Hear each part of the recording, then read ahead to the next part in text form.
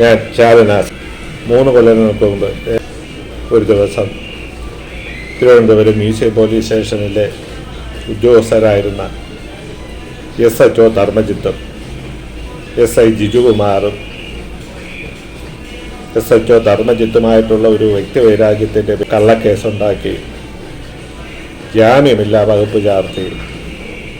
എന്നെ അറസ്റ്റ് ചെയ്യുകയും ജയിലിലടയ്ക്കുകയും ഒക്കെ ചെയ്ത വിവരം എൻ്റെ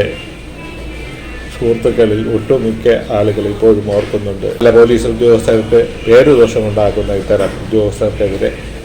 നിങ്ങളെപ്പോലുള്ള പൊതുപ്രവർത്തകർ മുന്നോട്ട് വരണം, നിയമ നടപടിയെടുക്കാൻ എന്ന് പറഞ്ഞതിൻ്റെ അടിസ്ഥാനം